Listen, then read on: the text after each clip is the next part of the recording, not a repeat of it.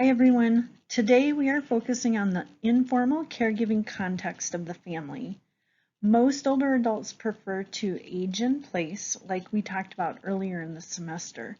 That is, they prefer to live as independently as possible in their own home or the community for as long as possible. In order to do so, they rely on family members to serve as their primary caregivers when in need of assistance. In fact, 80 to 90% of caregiving to older adults is provided on an unpaid basis by family members. 1 out of 4 Americans is a caregiver. Rosalind Carter said it best. There are only 4 kinds of people in the world: those who have been caregivers, those who are currently caregivers, those who will be caregivers, and those who will need caregivers. But this doesn't mean that families volunteer for this role or that they are prepared for or equipped to provide optimal levels of care to their aging relatives. We know that about 5 to 6 million Americans are living with some type of dementia, especially Alzheimer's disease, and that this figure is projected to multiply more than threefold by the middle of this century. Approximately 70% of individuals with dementia live at home, being taken care of by family members. Co-residence is more likely for dementia caregivers, particularly in later disease stages, than for other caregivers. However, we know that there are some cultural differences with caregiving arrangements as well. White adult children and their parents are less likely than their Black or Hispanic counterparts to live near one another.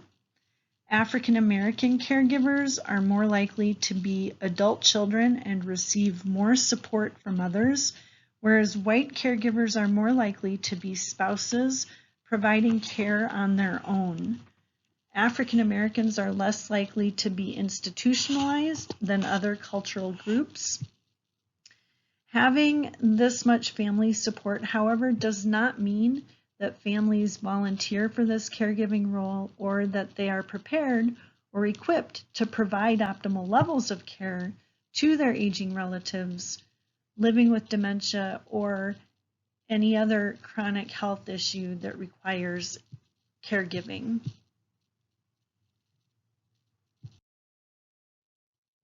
The objectives for today are to explain the significance to older adults of the environment and social supports, including the caregiver relationship, describe how and who becomes a caregiver and the impact of this process on the caregiving relationship, portray the experiences of role reversal among family members, identify ways families cope with changing roles, relationships, and expectations, identify the effects of caregiving, including stress, burden, and risks, and to identify caregiver supports and resources that ensure quality of care and that maximize caregiving outcomes.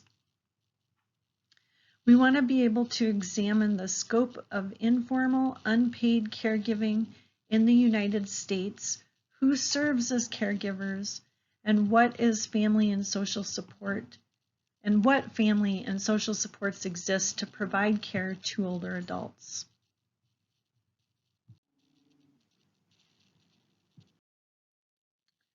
An older person's quality of life is profoundly impacted by where a person lives and the quality of care they receive. Social workers, along with other healthcare professionals, are all in the business of improving or maximizing the quality of life of the people with whom we work. So we need to be aware of the different factors that contribute to perceptions of quality of life, especially those factors that may not be directly related to physical health or levels of functioning. As much as we have learned about caregiving, there are still important questions as to how family interactional styles and dynamics might influence the outcomes of care, whether relationship patterns vary across the trajectory of different diseases and health concerns, or the extent to which family dynamics serve as moderating or mediating effects in the provision of care and support for the well-being of patients and families, it is crucial that such questions be addressed. More research is coming out that suggests that environmental and social well-being domains of quality of life, including aspects of choice, characteristics of environment, and quality of caregiving, may be more important to determining perceptions of quality of life of older people, and that minimally physical determinants of quality of life should not be assessed in isolation. This slide shows the relationship between family dynamics, the caregiving experience, aspects of quality of care, and domains of quality of life. The qualities in the first column depict dynamics that describe the structure and functions of families. The qualities in the second column describe important characteristics of caregiving relationships that impact the process of providing care and the quality of that care. The third column covers aspects of quality of care that are often conceptualized according to Donna Bedian's model that encompasses structural aspects of care, or how care is organized and what inputs are used to provide care, things like time, energy, and capacity of the caregiver. Process aspects of care, which refers to how and what is actually done, meaning technical activities or tasks, interpersonal qualities. And outcomes aspects of care refers to the effectiveness of care efforts, so things like satisfaction or long-term outcomes. The quality of caregiving relationships affects the quality of care provided, and this in turn affects the perceptions of quality of life of older adults. It's important to remember that quality of life encompasses many facets of people's lives, not just their physical well-being or health status or level of functioning. It also involves a person's social well-being, psychological and spiritual well-being, cognitive well-being, and environmental well-being. Caregiving crosses over each of these domains of quality of life and plays a critical role in ensuring that the dignity and quality of life for older adults is maintained despite their health status. So understanding the family dynamics behind the caregiving is essential to working with older adults and their families, because the overarching goal is to appropriately and effectively meet the needs of both the care receiver and the caregiver.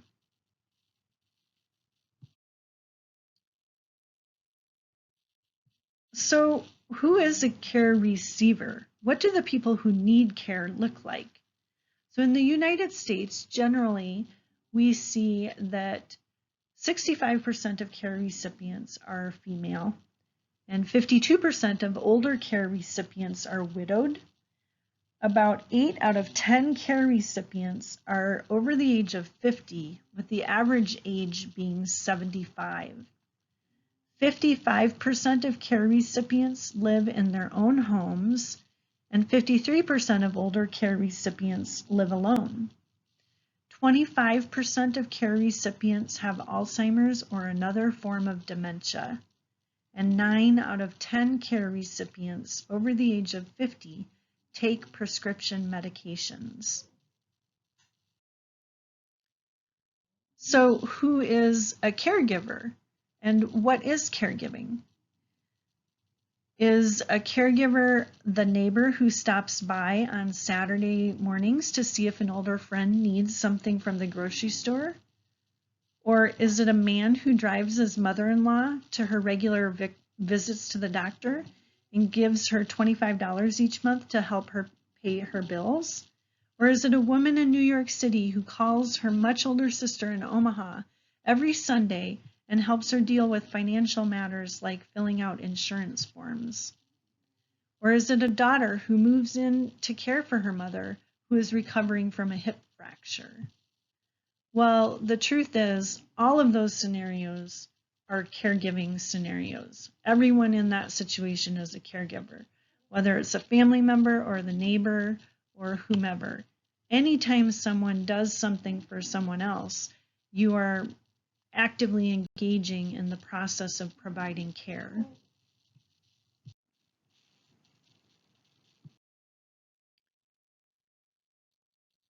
So who is a caregiver in the United States?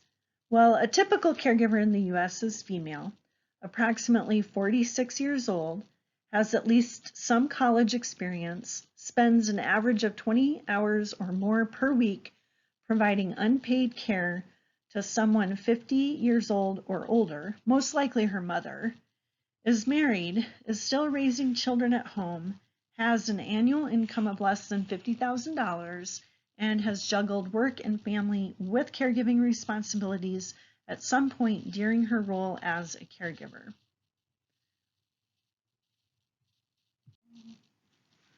It's also important to note that there are fewer family caregivers available than any generation in history.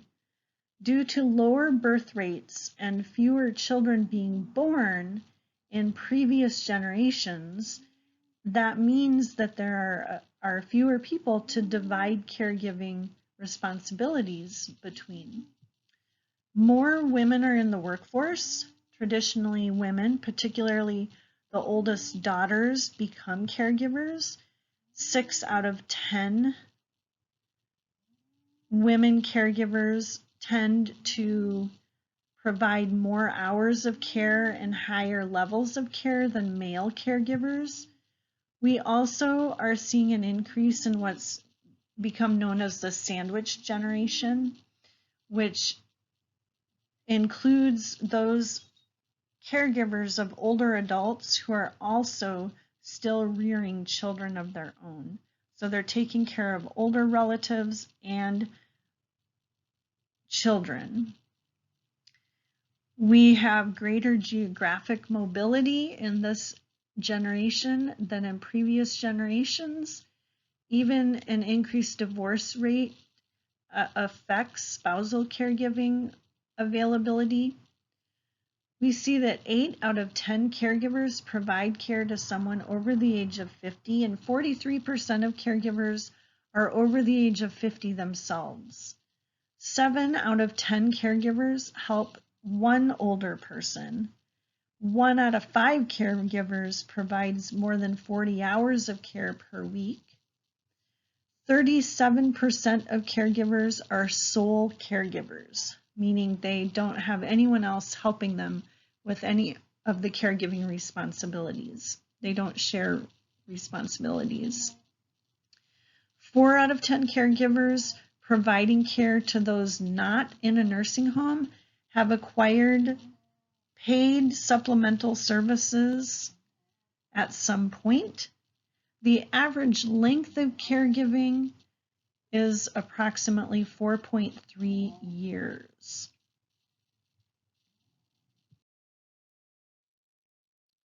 So how is it that a caregiver actually becomes a caregiver? We know that family dynamics plays an important role in determining who provides care and the patterns of caregiving within families. In fact, this particular quote from Sheehan and Nuttall says it perfectly. They said that caregiving does not emerge with a life of its own, but takes place within an historical context. Both the aged relative and the caregiver enter the relationship with a history of interactions which may either facilitate or impede the caregiving relative in his or her attempts to fulfill caregiving responsibilities. The caregiver and the older care recipient, along with all others close to that person, all interact as part of a family system. The feelings and problems that families experience interact and affect one another. Family systems theory defines a family as a social system in which each member is interconnected with all other family members. Each person is seen in relation to the organization and functioning of that social system. In other words, individual existence and functioning is viewed within the family context. Relationships between family members make sense only within the context of the network of bonds that constitutes each family. Family constellations vary across culture, time, and generations, but these contexts may include values, beliefs, shared experiences, decision-making processes, perceptions of reality, culture, behavioral patterns, structure, lines of communication and authority, expectations, bonds, boundaries, roles, and the like. These patterns within families exist over a long period of time, whether they are good or bad, or healthy or unhealthy, or functional or dysfunctional. Understanding the family dynamics and how they change over time according to the experiences with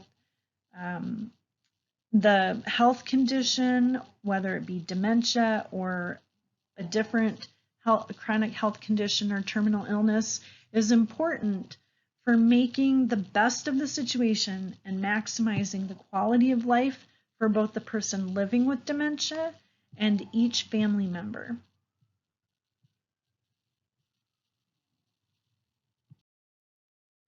Different types and quality of relationships between aging relatives and their caregivers, specifically aging parents and their adult children caregivers, and how these relationships affect caregiving have been described in the literature. Indicators or characteristics of the quality of relationships with emphasis on lifespan relationship patterns have been described in various ways. One model developed by Silverstein and Bengtson talks about 5 types of families: tight-knit, sociable, intimate but distant, obligatory, and detached. These family types are based on indicators of intergenerational solidarity, such as emotional closeness, similarity of opinions, geographic distance or proximity, frequency of contact, provision of instrumental assistance, and receipt of instrumental assistance. Tight-knit relationships included adult children who were engaged with their parents on all dimensions of solidarity. They observed sociable relationships when adult children were engaged with their parents based on geographic proximity. Frequency of contact, emotional closeness, and similarity of opinions, but not based on providing or receiving assistance. Obligatory relationships involved adult children engaged with their parents on geographic proximity and frequency of contact, but not based on emotional closeness and similarity of opinions. Intimate but distant relationships were based on adult children being engaged with their parents on emotional closeness and similar opinions, but not based on geographic proximity, frequency of contact, or providing or receiving assistance. And detached relationships involved adult children who were not engaged with their parents based on any of the dimensions of solidarity. The results of the study found no majority or typical relationship type, but the most ratings of parent-adult-child pairs fell between the extremes of tight-knit and detached relationships. The quality of family interactions, of course, affects the person receiving care as well. For example, the literature talks about people with dementia who exhibit increased behavioral problems, anxiety, and paranoia when they perceived their caregivers were becoming more distant when they had spouse caregivers, with avoidant attachment styles, and when caregivers began to experience a deterioration in their spousal relationships. Evidence suggests that caregivers who reported poorer family functioning had higher ratings of strain and burden, even though both spouses and adult children generally reported more rewards than burdens associated with caregiving. Not surprisingly, there is also research indicating that families who used approaches to caregiving that were based on focused decision-making and positive conflict resolution provided more help to older members of the family than families that used other styles. Nevertheless, an affectionate, intimate relationship is neither a necessary nor sufficient precursor to intergenerational assistance or satisfaction with exchanges. So what are the determinants of caregiving, or how does one become a caregiver? So many caregivers are volunteer for the role, and some are volunteered or voluntold by other family members or even by healthcare providers without taking into consideration determinants in family structure and history or family relationships. Some caregivers have no other choice. They might be the only child or the only person that is able to provide that care. Some have the skills or capacity to provide care, and some have an already existing close relationship and clear commitment to the person that they're providing care for. With regard to the level of choice in taking on the caregiving role, in the United States, 42% of female caregivers versus 34% of male caregivers feel that they did not have a choice in taking on the caregiving role. 42% of women and 34% of men did not feel like they had a choice in taking on the caregiving role of an aging parent. Other factors that influence people taking on the caregiving role include things like geography or location. How close people live together affects whether they take on that primary caregiving role or not. How frequent they have contact with each other, the level of communication that they have, the family structure, position, and gender. I mentioned a little while ago that most often it's the oldest female in the family that takes on the primary caregiving role. Sometimes it's also related to a sense of filial responsibility or obligation, or some type of merit or debt obligation, like, well, my parents took care of me and reared me as a child. Now it's my turn to take care of them when they need help. That kind of, quid pro quo arrangement. Sometimes it has to do with the adult child's employment status, if they're working full-time or if they're only working part-time, or if they're not in the labor force, whether it's because they're retired or they're a stay-at-home mom or something like that. Oftentimes, employment status impacts whether or not an adult child takes on the caregiving role. Perceived skill, capacity, or resources. So if a person, for example, is viewed as being, kind of the caregiving type or a nurturer, or maybe their occupation has been in the healthcare field, for example, or maybe in the financial field, they may be perceived to have specific skills that are needed to assist in the caregiving of older relatives, whether it's, the financial skills, so they are the ones responsible for paying the bills. Maybe the healthcare skills, that's what's helpful in taking care of physical needs. Cultural values also play a role in determining who takes on the caregiving role, as well as the level of affection or attachment between the caregiver and the care receiver. Some of the literature suggests that If past relationships were negative due to familial conflicts or shared negative experiences, then relationships later in life might be strained. Like if people have unresolved issues, quote unquote, with their family members, you might expect to have a more negative caregiving experience, one that's more stressful, more burdensome. Hence, the quality of care may be diminished.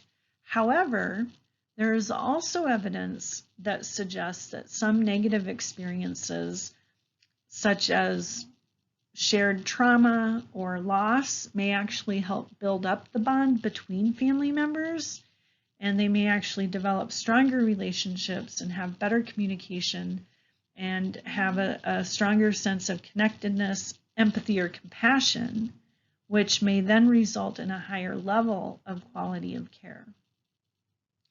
There are two theoretical models that attempt to explain who provides care for older persons: the hierarchically compensatory model and the task-specific model. The hierarchical compensatory model states that there is an order of preference in the choice of support of family first.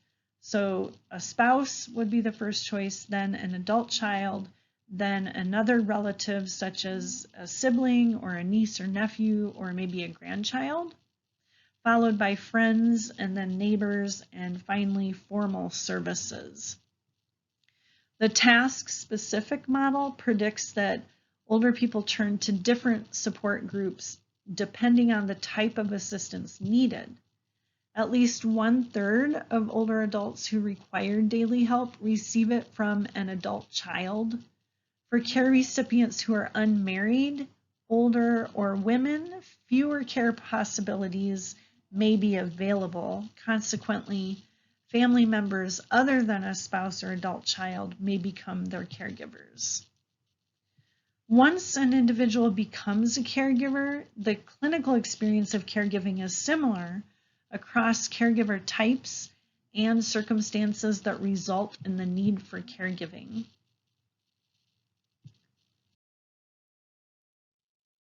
The responsibilities of caregiving are often too much for one person to handle alone. It's important to have other people help and to establish some sort of timeout for self-care. Determining who provides what level of care is often a difficult task within families. The responsibility of caregiving is usually not evenly shared, often due to many of the reasons why people take on caregiving responsibilities discussed in the previous slide. Or sometimes the pressures of providing this care creates conflicts in families, or it might even rekindle old disagreements. There's limited communication among siblings or planning for the eventuality of caring for parents despite strong feelings of filial responsibility. Sometimes decisions are made that are not fair, logical, or practical. Not all family members understand fully the disease process or what to do or what to expect, and or cannot face declines of their loved one. Not being informed may lead to being critical or unsympathetic, which can lead to strong and differing opinions about what should be done because of misunderstandings or lack of full appreciation of the severity of the situation. When family members believe to be true what family members believe to be true about the health status, including a diagnosis of dementia, affects how much help they provide, and affects whether there will be disagreement about care.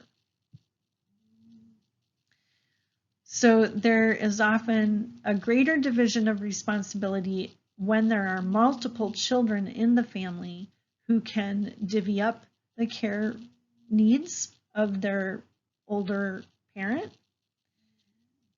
Close sibling relationships facilitate parent caregiving processes, as those who are close to each other are most likely to share the care more effectively. There is no guarantee in that, though. It's all dependent on that historical family dynamic and interactional system.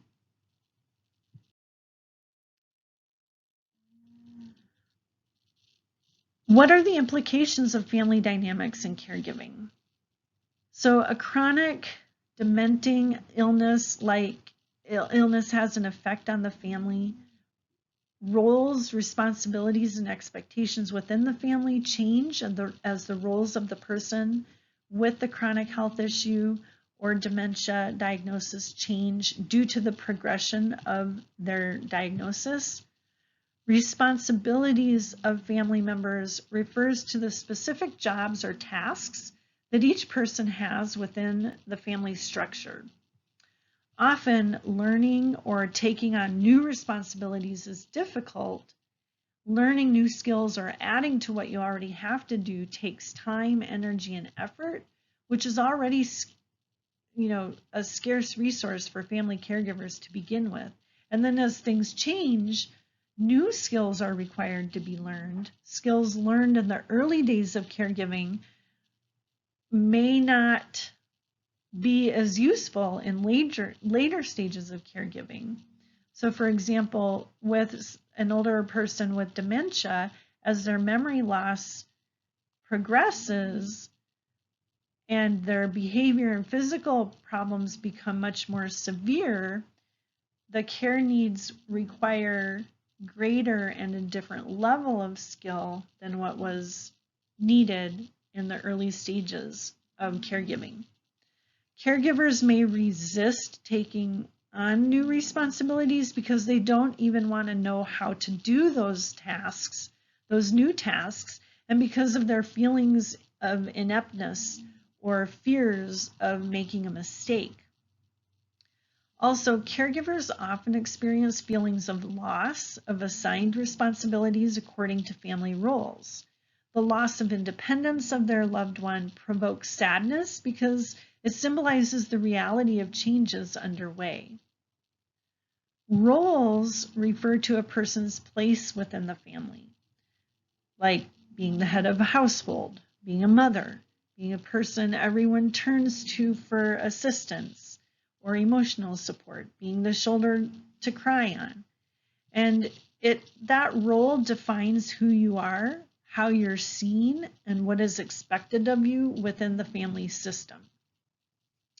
Changes in roles are often more difficult to adjust to than just learning a new task or responsibility. Roles in families are complex and often go unrecognized or unacknowledged. It's just like an underlying rule that isn't something that's spoken, it's just understood to be the case. Expectations are based on historical patterns and roles that have been established for years within the family. Changes in expectations of family members often lead to conflicts, misunderstandings, and times when people's expectations of each other do not agree.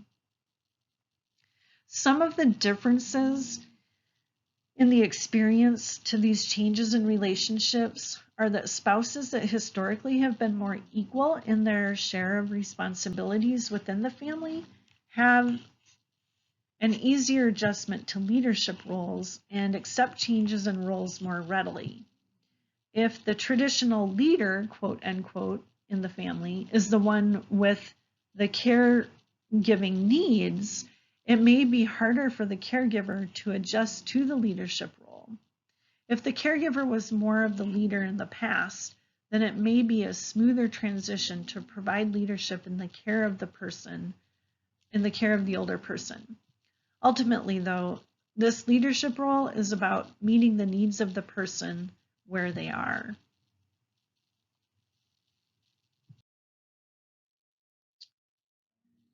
Caring for parents takes place in a network of relationships, and arrangements may shift over time as the symptoms and care needs of the person with the condition change throughout the course of their disease or chronic health processes. Family dynamics manifest themselves and are affected in a number of ways. Role reversal occurs when there is a shift in the roles, responsibilities, and balance of power in which adult children assume increasing responsibility for an older parent, while the roles of the parent change accordingly. It's basically when the adult child is parenting their parent. This is difficult because adult children still look up to their parents and love them and often still feel subordinate or less than their parents. They frequently feel guilty taking over and are uncomfortable with the newly acquired power. It's difficult to change patterns of behavior with someone that you have known your entire life. Expectations and ways of communicating tend to become entrenched in long-lasting relationships, for better or for worse. The parent is always the parent and the child is always the child, but children normally learn from their parents. The person with dementia or a different chronic health problem will not learn from the caregiver or always remember his or her good intentions. Also, children become less dependent over time. The aging parent will gradually become more dependent in spite of the best efforts of the caregivers. It's also difficult for the older person, to give up their roles and responsibilities and sense of independence. This is a loss as well with emotional and behavioral adjustments. The roles a person held within the family in the past and the kind of person he or she is will influence how one adjusts to the new roles within the family by virtue of the diagnosis or reason caregiving is needed. Filial maturity refers to the ability to accept the parent's dependency as appropriate and to take whatever responsibility is indicated by the situation of the older person and the situation of the total family. Moreover, the role changes are not one-time things, but ongoing processes. With each change comes recurring emotional experiences for the caregiver and really for the care receiver as well. In past years, how people transition through the grieving process has been discussed most often according to Kubler-Ross's stages of grief: denial, anger, bargaining, depression, and acceptance. A new model has been proposed by Okun and Nowinski that identifies 5 stages of grief as being crisis, unity, upheaval, resolution, and renewal. The difference between these models is that previously, when a person was given a chronic health diagnosis or a terminal diagnosis, death came soon, maybe within weeks or months. Nowadays, due to significant medical advances, people live longer with terminal conditions. The fact that families and loved ones have more time to prepare for death influences the way they go through the stages of the grieving process. So according to Okun and Nowinski, crisis has to do with the time when family life is disrupted by the diagnosis. People are upset, saddened, and anxious. Other unexpected feelings might arise like resentment, anger, or guilt. They might emerge, but often go unexpressed in the interest of rallying around the older person. With regard to the unity stage, the older person's needs are paramount. This is when everyone is on the same page. What can we do to help? Activities include managing medical treatment, lining up social and support services, gathering insurance and other information, and attending to legal matters such as wills and advance directives. So that unity phase is very task-oriented. Then the upheaval phase refers to when the older person may be in some kind of remission, or they're rallying, they're stable, they're doing pretty well. But for others, unity and patience may have worn thin as the protracted illness disrupts their lives and relationships and routines. At this stage, it's important, though often difficult, for family members to communicate honestly about the upheaval that they're experiencing. Then there's the phase of resolution, when the older person's health deteriorates and everyone comes to accept that the end is near, and decisions about hospice and other end-of-life matters have been made. Now is a chance for resolving old issues, healing past wounds, and addressing resentment and jealousies, factors that can undermine family members' ability to come together and support one another. And the last phase, according to this model, is renewal. This final stage begins with the funeral and continues for a long time as individuals adjust to the losses and to their changed roles. Although most dementias and chronic health conditions in older people are ultimately fatal, the course of diseases can often be unpredictable. Living with the uncertainty is a major reason that the caregiver's stress is so much worse than caring for someone with other kinds of health conditions. So this model for families going across the time phases of an illness or disease is presented here as in three major phases: crisis, chronic, and terminal.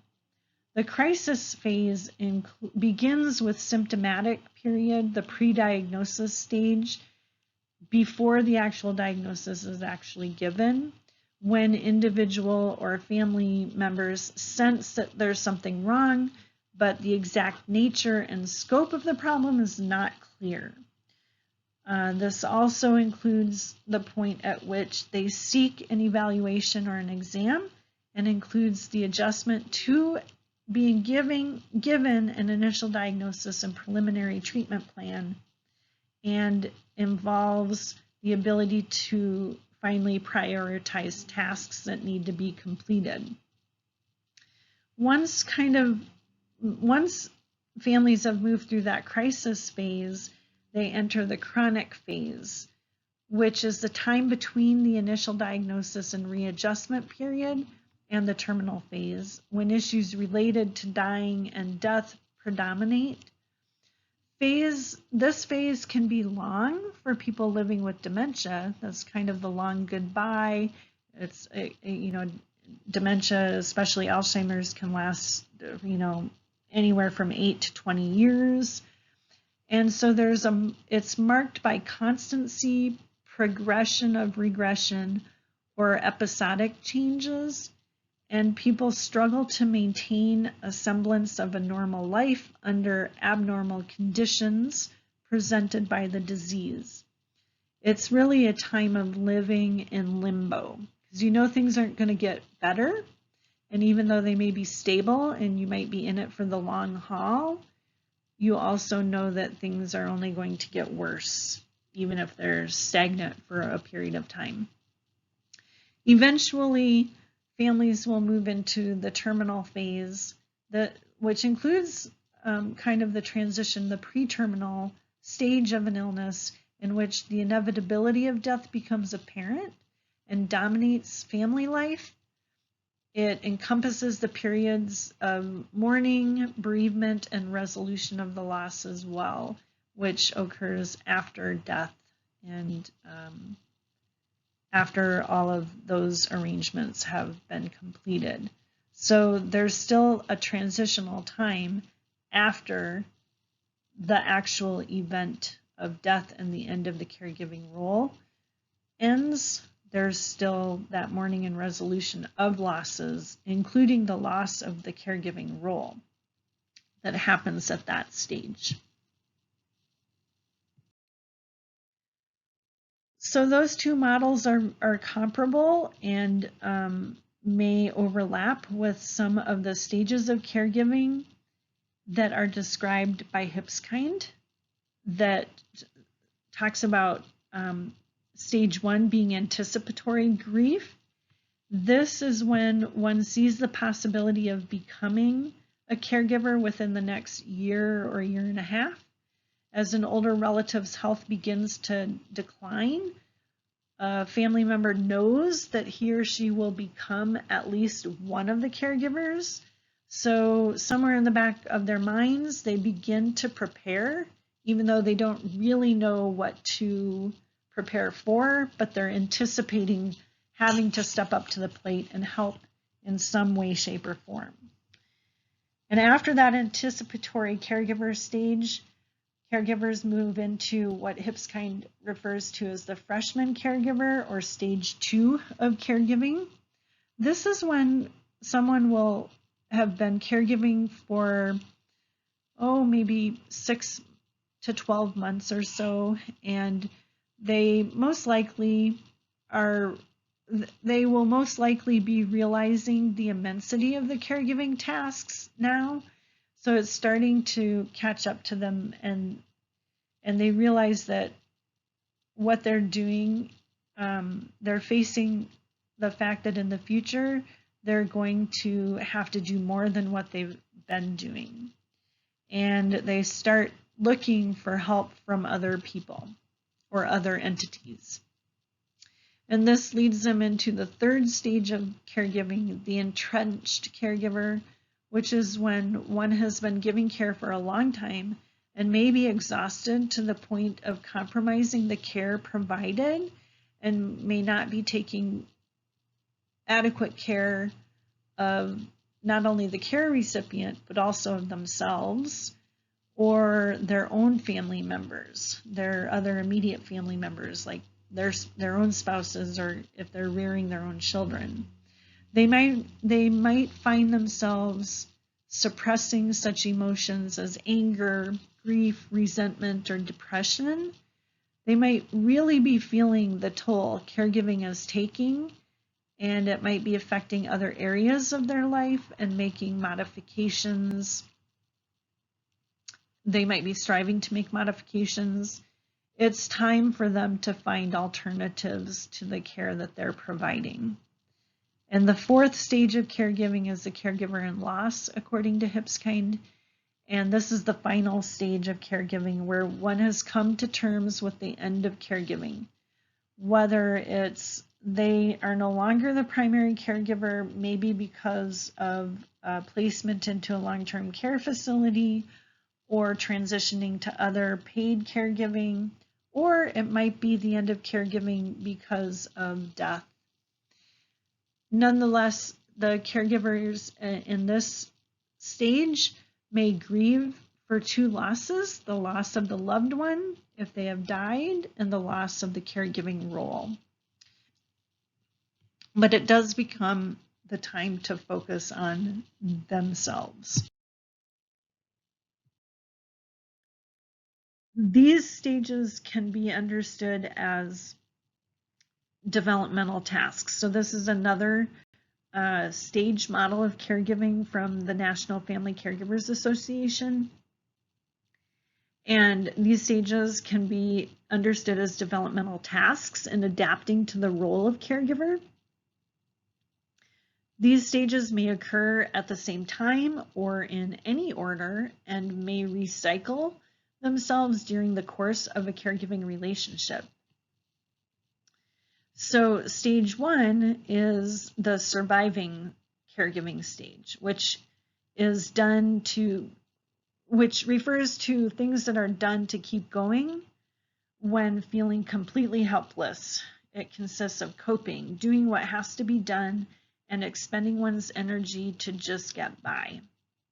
The second stage, searching, is the time of acting, of moving forward from a reactive state of surviving.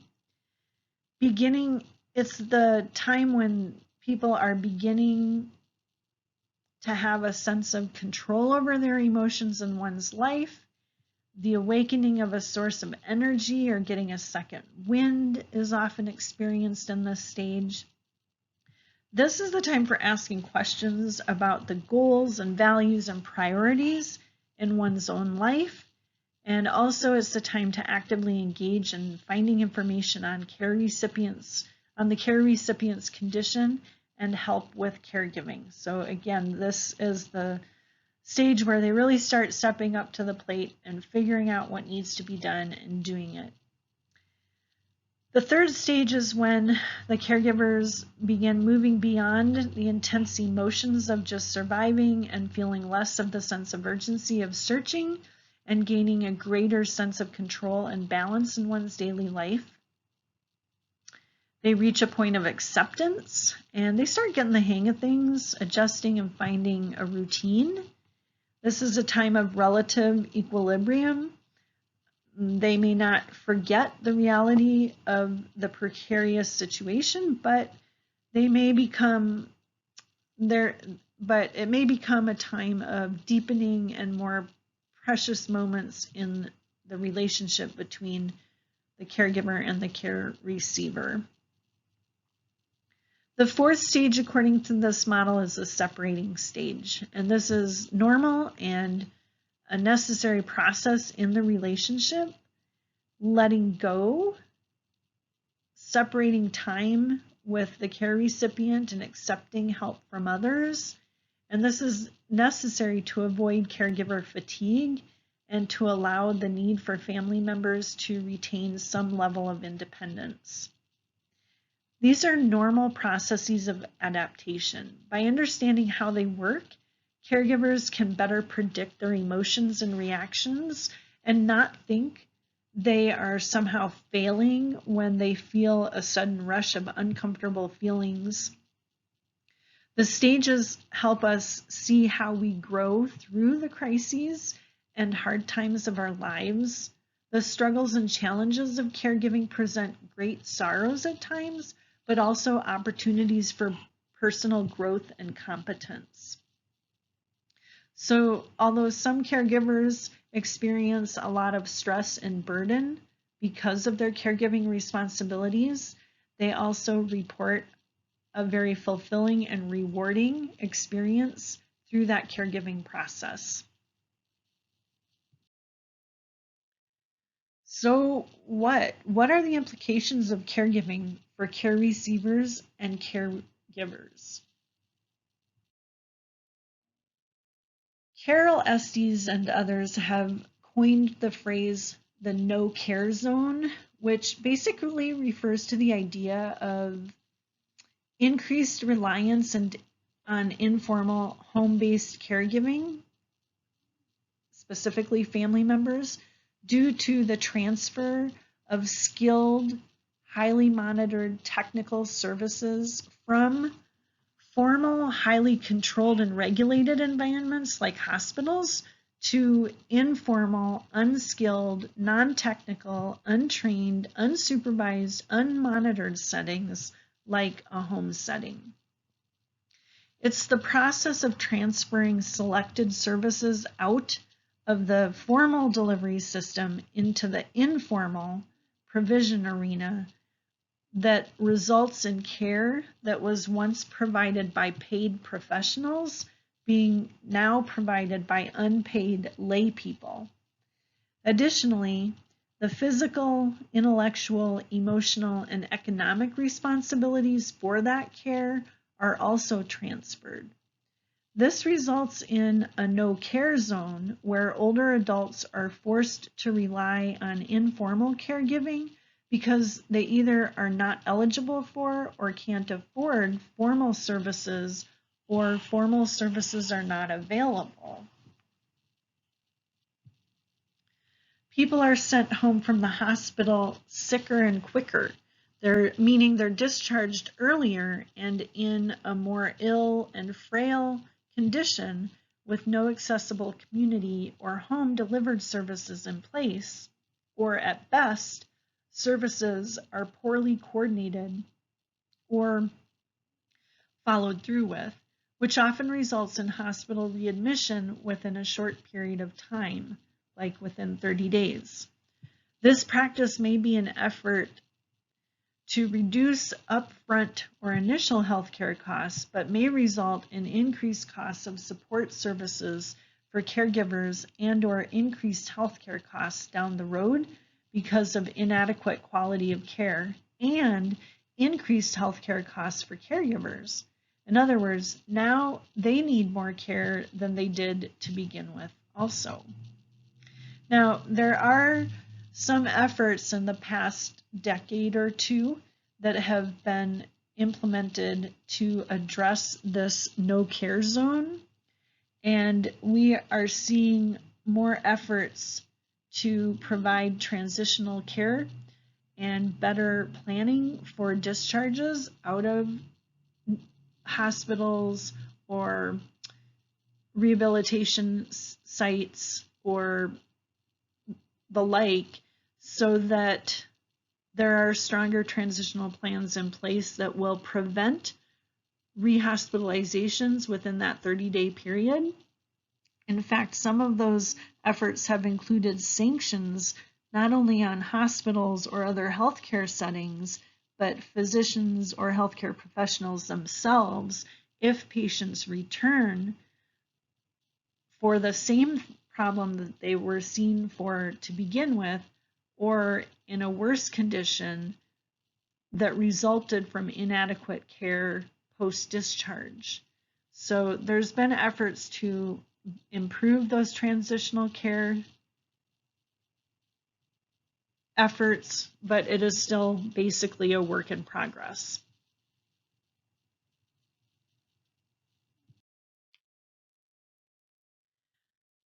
Another implication of caregiving is the strain and stress of providing care. Issues caregivers may face include less time for personal and family life. Caregiving takes time, and caregivers need to balance sometimes their jobs and caregiving responsibilities together. It might also have financial impacts and physical and mental health considerations. With regard to physical health, 1 out of 6 caregivers considers their health to be fair or poor. 15% say that caregiving has made their health worse. 1 out of 4 caregivers say they exercise less than before they took on caregiving responsibilities. With regard to mental health, we see that 1 out of 3 caregivers report emotional stress related to their caregiving responsibilities. Caregivers experience depression at higher rates than the general population, especially women, and they are more frequently anxious, more likely to use psychotropic medications, and more likely to exhibit more symptoms of psychological distress. Family members of caregivers also experience higher rates of depression than the general population. So, an adult child who's a caregiver for her aging mom or her aging mother-in-law might not only have higher rates of depression herself, but her spouse and her children that she's still raising might also experience higher rates of depression.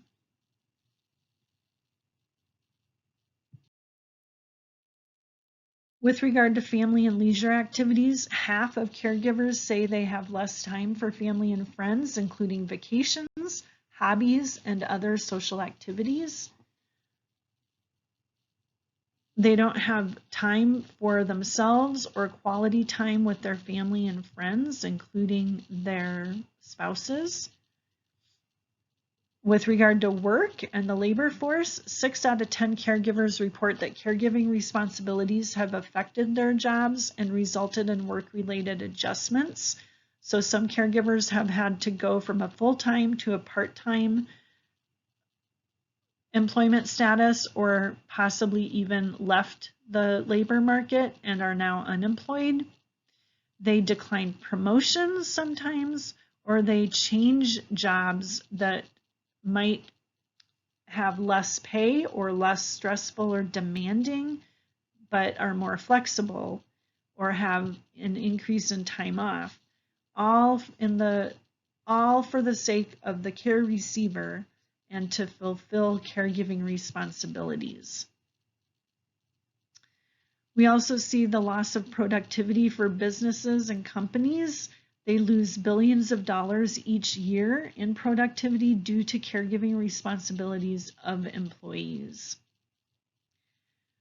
Also among caregivers, we see financial hardship. More than half of non-spousal caregivers contribute financially to the care of their family members. Caregivers out-of-pocket unreimbursed care expenses average at least $200 per month, and about 12% of caregivers experience considerable financial hardship.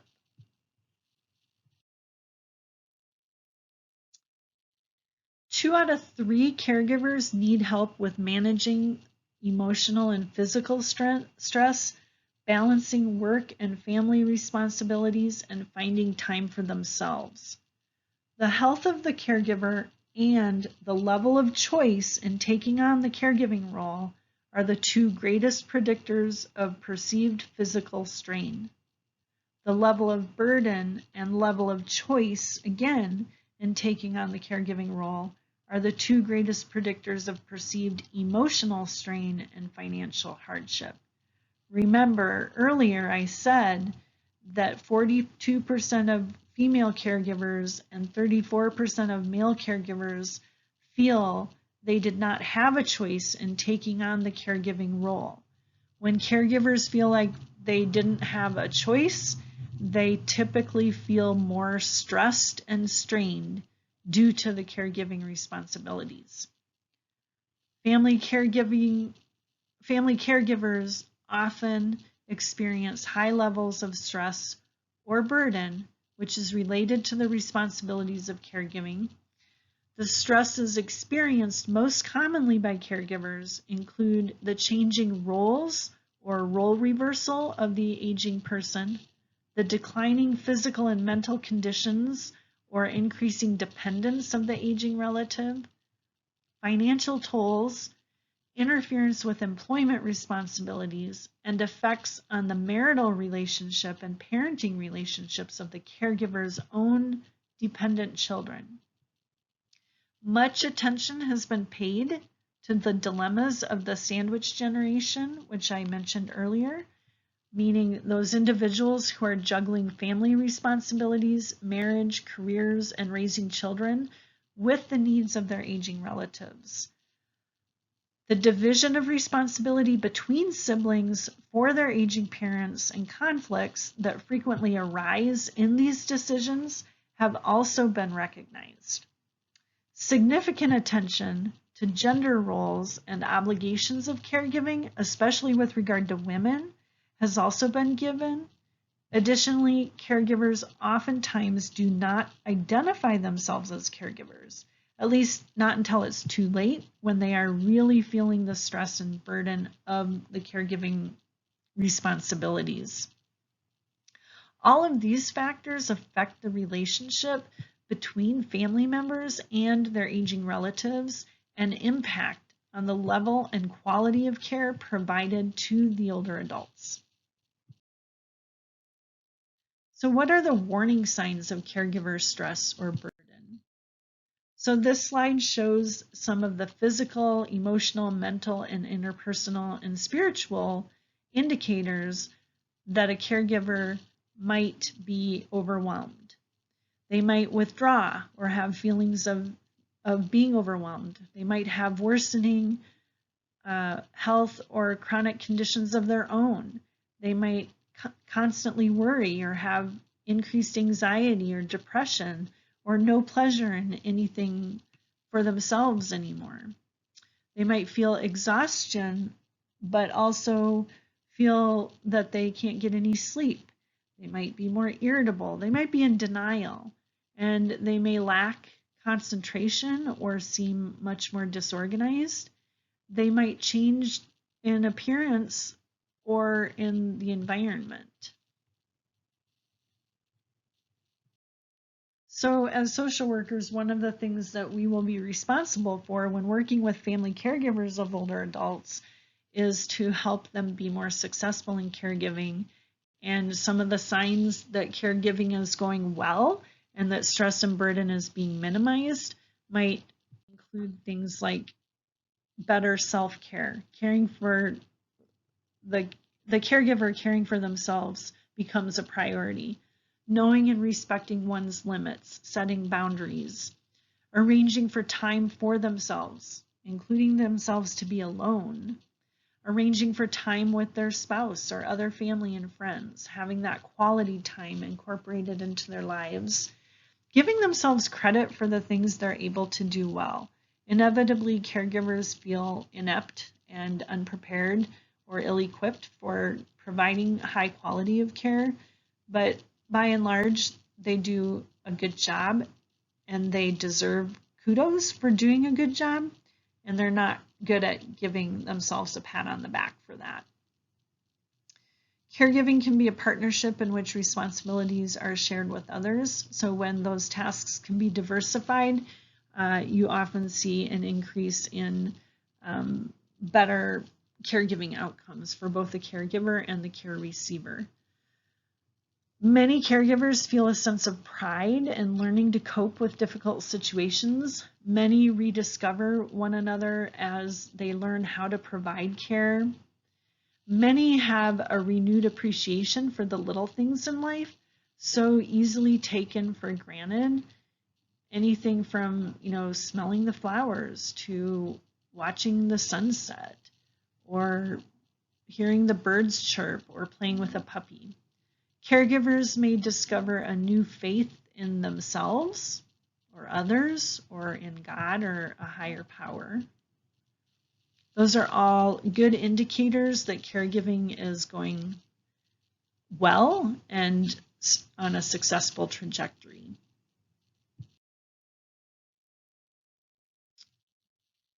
One way to cope with the stresses and burdens of caregiving are, to get advice and take advantage of resources that are already available, including tips about shopping or meals, laundry, housekeeping, budgeting, all of those kinds of things. Talking to professionals, aging services, visiting nurses, bankers, lawyers, home care workers. Awareness really is key. Having a sense of humor can be helpful. Participating in support groups so that people know they're not alone and they can vent and they can get tips from others.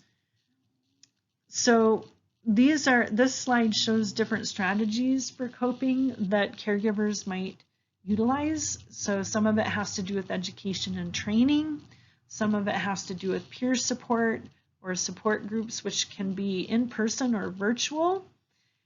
Telephone reassurance can be utilized, professional guidance, counseling, self-care practices, accessing resources, family conferences, and even prayer are often coping strategies used by caregivers.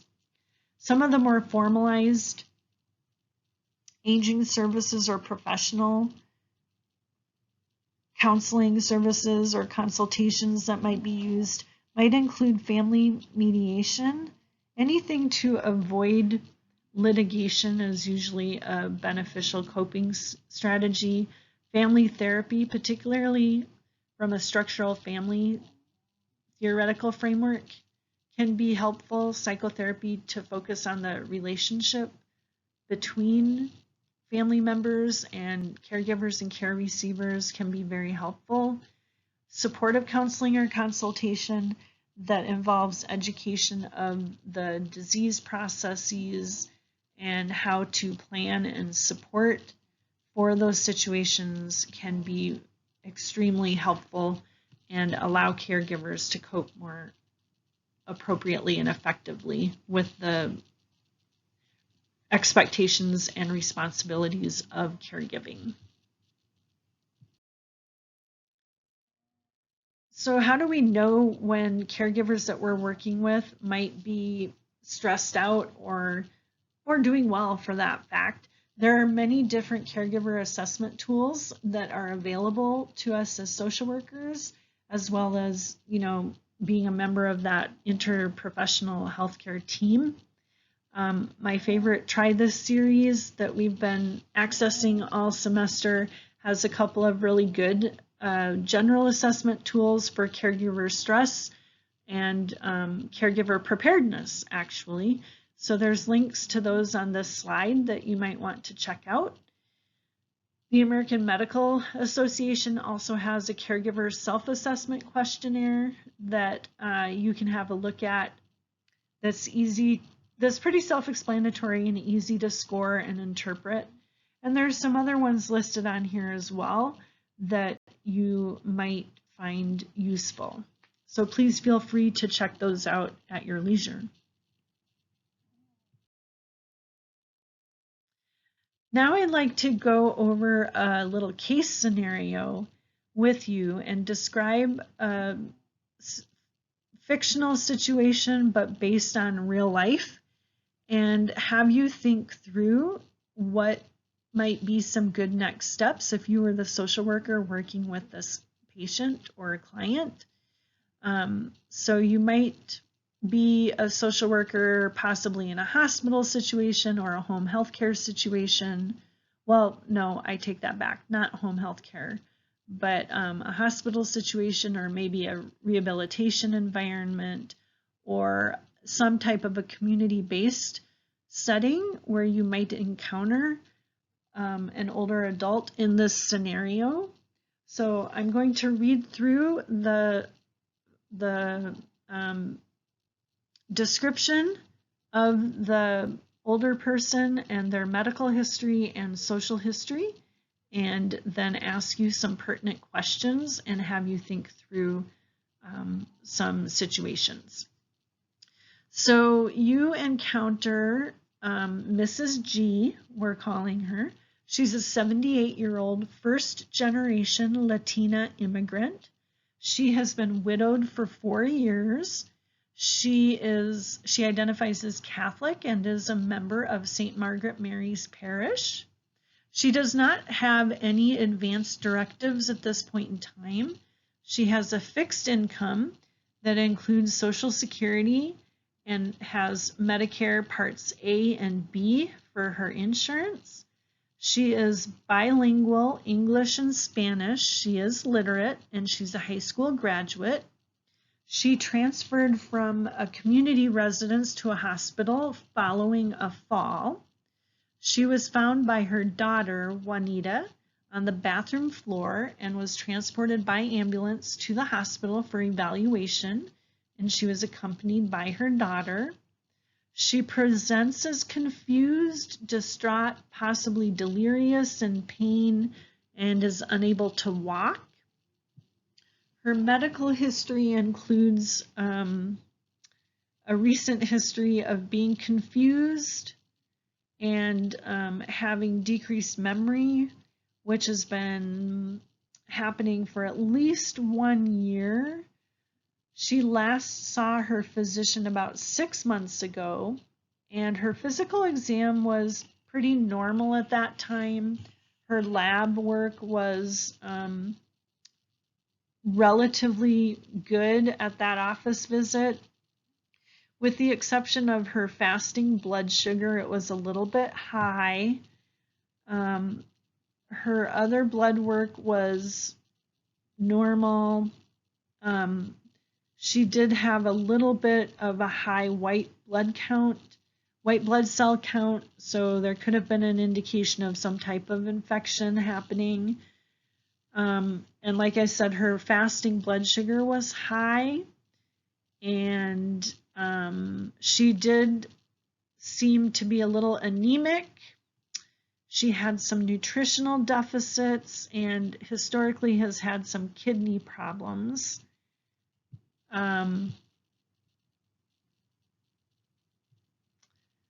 She has had let's see. she's had a history of dehydration, and she has a history of emphysema. She was diagnosed with borderline maturity onset of diabetes. She also has a history of osteoarthritis and hypertension or high blood pressure. She has a history of congestive heart failure and high cholesterol. She also has a history of an eating disorder, and she has become paranoid, including believing that bad things will happen to herself or her family. She's had hallucinations, both hearing and seeing her deceased daughter and deceased husband and former coworkers. Her family history includes depression. Her sister, 2 daughters, and her mother experienced depression. Her mother, brother, and son all experienced anxiety. Her father, brother, and son have experienced alcohol abuse, and her brother and son have experienced drug abuse. Her daughter died by suicide, and it is suspected that Alzheimer's is present in the family, possibly her father and her sister. As far as her weight goes, she weighs about 105 pounds currently, but her typical weight is around 125 pounds. All of her other vital signs are normal.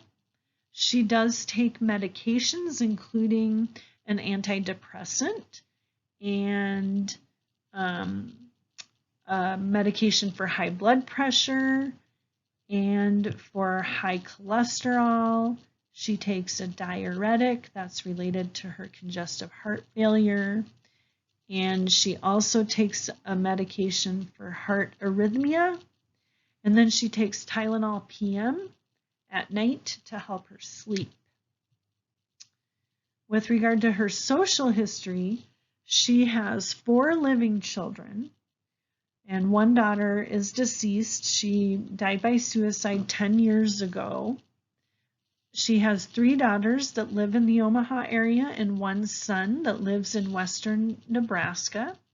She currently lives alone in an apartment in Midtown in Omaha, and she owns a dog. She relocated from western Nebraska about 2.5 years ago. She doesn't really have any friends in town. All of her friends are either deceased or still in western Nebraska or are in a nursing home. So she doesn't really have contact with anyone that she used to be close to. She does receive Meals on Wheels through the Eastern Nebraska Office on Aging. Her daughter is basically her primary caregiver. Her daughter, Juanita, is 50 years old and she's married with 3 kids. She has a 12-year-old daughter, a 15-year-old son, and a 19-year-old daughter who has a 1-year-old. So the 1-year-old grandson is also living in the home. Juanita is employed full-time, and she speaks with her mother multiple times a day over the phone, and she sees her every evening after she gets off work. She helps Mrs. G with her medications, paying her bills, running errands for her, taking care of her dog, takes her to her doctor appointments, helps clean her apartment and helps with laundry, gives her a bath once a week, and helps with meal preparation. So that kind of gives you the general situation that you are dealing with Mrs. G and her family situation. So this, just to add to your context of the situation, this is a direct quote from the daughter taken off of the hospital social history form that captures the family situation and primary caregiver's feelings about things. It is reflective of the complexity of the family, culture, and values embedded in this scenario. and represents a typical case. Juanita wrote on the form that I know she shouldn't be living alone anymore, but I am struggling with all the issues involved in moving her somewhere so she gets the care she needs. I don't know what to do with her, and she refuses to think about going into a nursing home. We moved her to Omaha a few years ago to be closer to me and my sisters, but my sisters don't help me take care of her. It's like they don't see anything wrong with her. Sometimes they even accuse me of taking advantage of Mom and stealing money from her. They just don't see that she can't even afford her own bills. My husband and I help her financially. She doesn't have anything for me to take.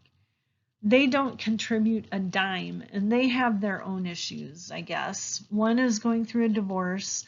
The other has a sick kid. My brother also is no help. He has his own issues with drugs and alcohol. That's one of the other reasons why we moved her to Omaha, to get away from him. He's just a freeloader. But my husband and kids are fed up with me and how much time I spend with my mother and taking care of things for her. They don't give me a break. They don't understand how exhausted I feel. I can't sleep at night. I've gained weight, and as if turning gray isn't bad enough, now I've been losing my hair too. I feel extremely overwhelmed and am at my wit's end.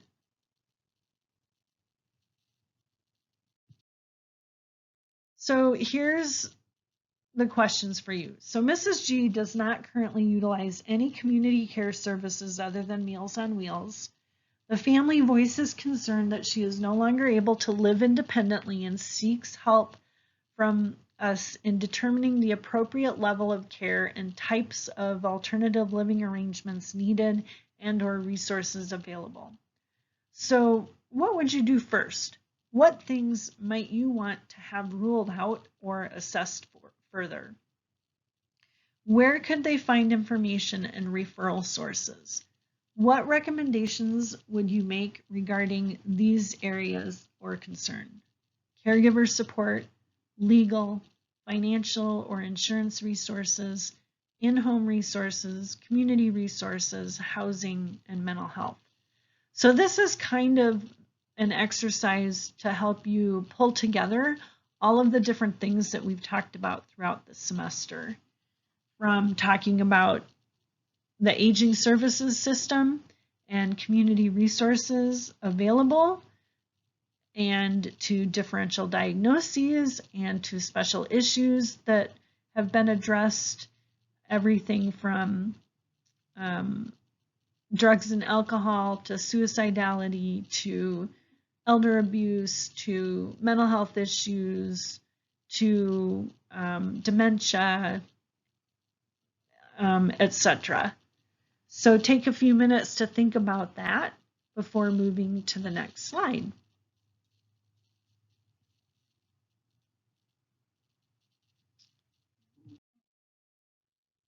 So some of the assessments that you might want to incorporate before making a plan of action with Mrs. G and her family, you might want to assess further for health or mental health issues, including ruling out delirium, dementia or Alzheimer's, depression, anxiety, suicide.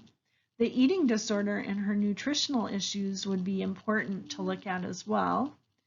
Adverse medication effects, obtaining a dental check, and assessing for fall risks would be important.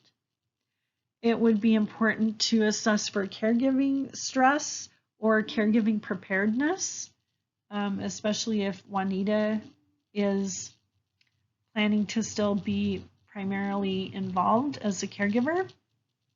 And given there were some allegations from family members about Juanita taking advantage of her mother, you may want to do an elder abuse or neglect assessment as well.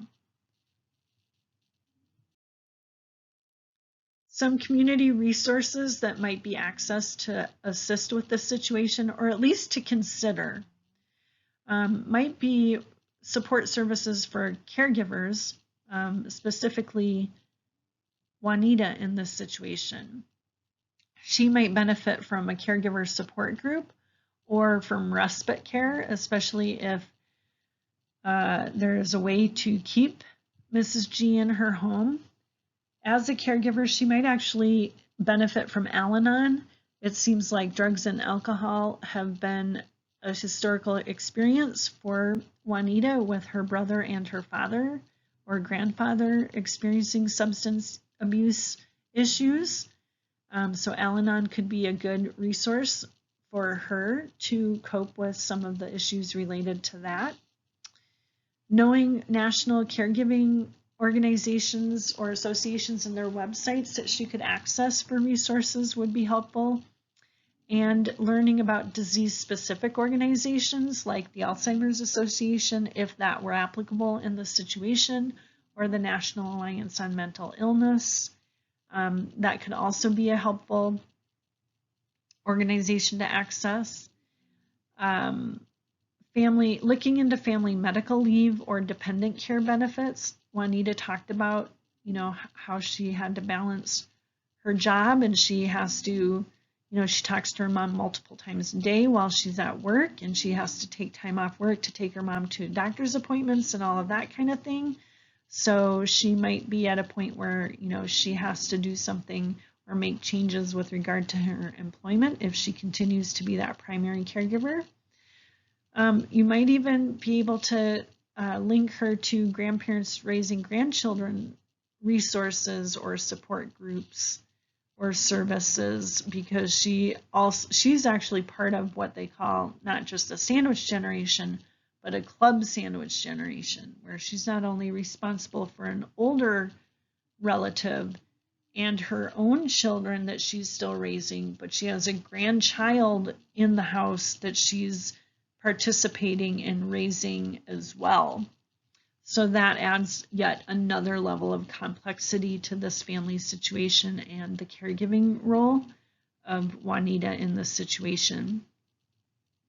Different information and referral sources might include things like 211, Answers for Families, the Area Agencies on Aging, Elder Services Community Resource Directory. All of these sources are on our Canvas site, and you can link to those to find more resources specific to this case or any client that you might encounter. There's also the Benefits Checkup website, which can be very helpful for older adults and their families to find out what other benefits might be applicable to family situations. Sometimes, families don't know what's out there or how to access them or what the eligibility requirements are, because it's just a web of confusing information, and navigating it can be very challenging, as we talked about earlier in the semester as well. So doing a benefits checkup could be very helpful, and that's something that a social worker could assist in with the family to do that benefits checkup. There are some legal resources that might be beneficial to the situation as well. Mrs. G did not have an advance directive, so possibly looking into establishing that for her would be good. Maybe establishing a power of attorney or ruling out the need for a guardian or a conservator would probably be beneficial in this situation as well. And depending on her financial situation, her wealth and assets, if there's, the need for a will, might also be helpful to get in order. With regard to in-home resources, if it's determined that she might be able to stay at home, which, remember, most older adults prefer to remain in their own homes, or at least in their home communities. So if that were the case, some of the things that might be helpful in this scenario might be to look into a home care worker or a home health nurse, or looking on a home health compare site through the Medicare.gov website. You might look into physical therapy or occupational therapy, or some speech therapy. There were those nutritional concerns and possibly an eating disorder issue. So looking at nutritionist or a dietitian and accessing a nutritional assessment would be beneficial in this situation. Is there an opportunity for any kind of mobile medical care to be provided? There are some communities where they have mobile medical units that operate like a one-stop shop for primary care settings, and they will actually go to older people's homes rather than the older people going to them. So some communities have that. It's worth looking into. It might be helpful to have an in-home fall or safety assessment completed and to make arrangements for any suggested modifications via community services assistance for things like durable medical equipment or adaptive equipment or assistive technology. Maybe a lifeline medical alert system could be helpful, or a friendly visiting or companion program. Are there any supports through her church that could be accessed? Maybe some pastoral care or counseling? Is there a Stevens minister that might be able to help with this scenario, or a parish nurse that might be able to come to the home and provide some spiritual support? Other community resources that could be looked into might be adult daycare, or maybe a senior center. And if there are other transportation or escort services available that could alleviate the need for Juanita to constantly take her mom to all of her appointments or run errands for her. With regard to finances and insurance, is she eligible for Medicaid, or maybe even a Medicaid home and community-based service waiver? We know she's got Social Security benefits, but might she be eligible for SSI? She has Medicare Parts A and B, but does she have prescription coverage through Medicare Part D, or does she have Medicare supplemental insurance, which would be Medicare Part C? What about pharmaceutical assistance programs or pharmacy copay plans? If she's on a lot of medications, or and it's getting expensive for her, one way to mitigate her fixed income might be getting some pharmaceutical assistance, whether it's through specific programs that typical pharmacies like Walgreens or CVS might have, or Hy-Vee or Walmart might have, or whether it's like a good RX discount card, or something specific, like I said, through pharmaceutical assistance programs. You could also look at Medicare RX Compare, the Care Compare site on Medicare.gov will also give information about different prescription drug programs. With regard to housing, you might look at subsidized senior housing programs, or housing with rental subsidies. You might look at utility assistance programs, or possibly assisted living, or looking at nursing homes. Medicare.gov also has a nursing home compare site where you can look at different nursing homes and see how they compare with each other, and see what might be a good fit, if in fact that's the route that you would decide to go with Mrs. G. With regard to mental health, you might be able to refer to a grief or bereavement services or support group. For Mrs. G, she might be able to benefit from something like Widow, Divorced, and Separated, or Life After Death of a Spouse support groups. She might be able to benefit from re-engaging with previous hobbies or interest groups, or maybe new ones, possibly getting involved with recreational, leisure, or entertainment opportunities. Maybe some creativity programming would be a good option for her, whether it's through leaving a legacy or an arts or poetry or writing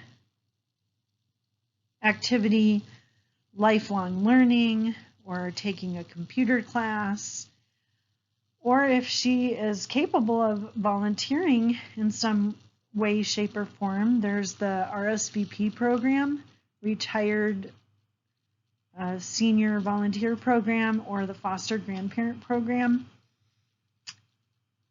Maybe she would be eligible for other outpatient or home-based mental health programs.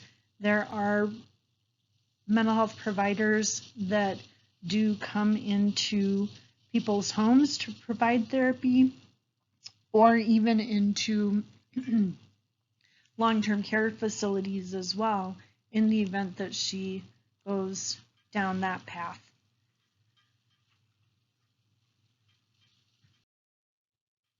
So some of the examples and websites to these resources are listed on this slide. I've mentioned them throughout those possible solutions or things to look into. Not all of those obviously would be appropriate or a good fit, depending on, further assessment and what goals are set forth by the family or the older person themselves. For many people, the challenges of caregiving are often new experiences. Caregivers and people needing care often lack information regarding these specific challenges, as well as available community resources to assist in providing care. A half century ago, there were few choices that existed for families if an older relative became too frail or ill to live alone. Today, more support and resources are available not only to the older individuals themselves, but also to caregivers, because we recognize that the status of the caregiver significantly impacts the quality of care provided to the care recipient and the outcomes of that care. So these are resources that include a wealth of printed materials and online virtual materials and resources that address specific physical, mental, social, and psychological needs of both caregivers and older people that are requiring care. Many internet resources provide up-to-date and cutting-edge information and resources. National, state, and local organizations provide important services as well.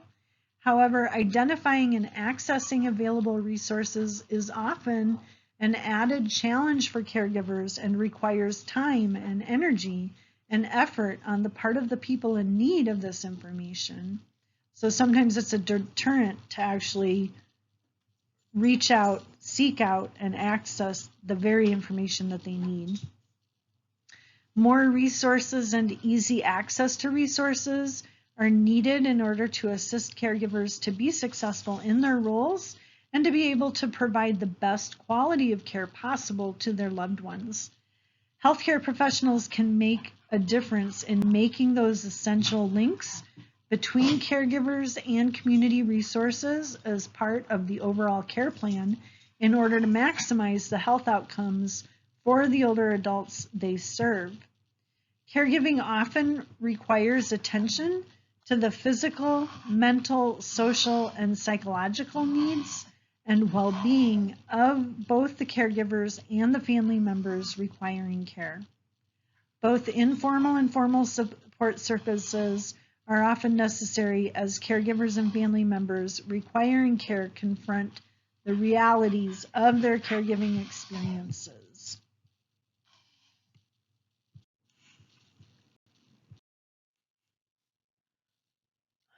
With the growing number of older people and the shrinking pool of resources to support them, understanding the relationships between adult children and their aging parents is critical. As public policy continues to limit formalized care options for older people, and there is a push for the informalization of care and formal arenas like hospitals, home health agencies, nursing homes, etc., Family members will continue to be the primary source of care and support for the aging population. Understanding the association between family dynamics and caregiving, including the impact of chronic health issues, terminal illness, and dementia on family roles, relationships, and expectations, is critical to maximizing the quality of care provided to older adults and the quality of life of both the care receivers and their family caregivers.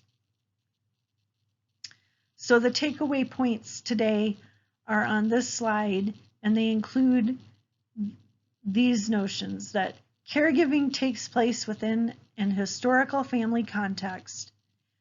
The types of families and relationships among family members determine caregiving responsibilities, roles, and expectations. Role reversal is challenging for all family members and is an ongoing process as the disease progresses. Families can effectively grieve losses, and families can effectively cope with changing roles, relationships, and expectations and the stresses of caregiving. The end goal is to maximize quality of care in order to maximize quality of life. Remember to be careful about assigning family members as caregivers. And also remember that quality of life does not equate to health-related quality of life. And no premature decisions about patients not being able to age in place should be made. Don't make premature decisions about that. Think outside the box and try to find ways within the community infrastructure to build a support network that may allow people to age in place successfully and to provide caregivers with resources to be successful in their caregiving responsibilities. Thank you for your time and attention to this important issue. I hope that you gained something from going through this long presentation. Thank you.